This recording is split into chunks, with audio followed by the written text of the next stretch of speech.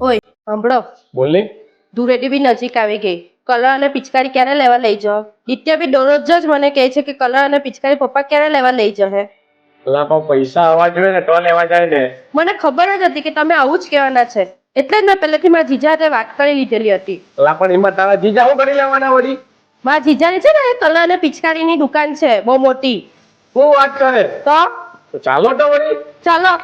અમે આવી ગયા છે ગણપત કાકા પિચકારી વાળાને ત્યાં, જ્યાં તમને મળશે અલગ અલગ પ્રકારની પિચકારીઓ અને કલર્સ.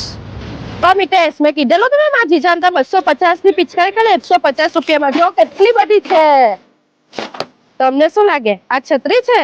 આ તો હમણાંની ટ્રેન્ડિંગ પિચકારી છે, તો નાના છોકરાઓ માટે હે ને મારા જીજાની દુકાનમાં. આ તો બહુ વજન છે. કેટલો કલર હવે આમાં એક જ પિચકારી આખા કલર. જો આ થમ્સઅપ એકદમ ટ્રેન્ડિંગ, ફેન્ટા, આ ઇલેક્ટ્રિક પિચકારી આપણે આજ લઈ લઈએ, તમે આખા પી લઈ જાય.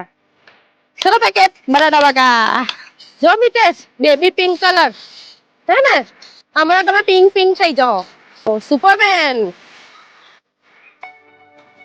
ગુલાલ પિચકારી. એ તો અલગ અલગ સ્પ્રે બી છે ને કલર બી છે. ઓહ સુસવાળા કલર ધુવાળા હર્બલ કેમિકલ વગરના ઓર્ગેનિક. ભાભી બોલી હેપી હોલી. મિકી માઉસ વાળી. મહાદેવનું ત્રિશુલ બી આવી ગયું હે. એ તો આ યુનિકોર્ન વાળી છોકરીઓ માટે ટેન્ક વાળી હે ને. પબજી બી છે પબજી.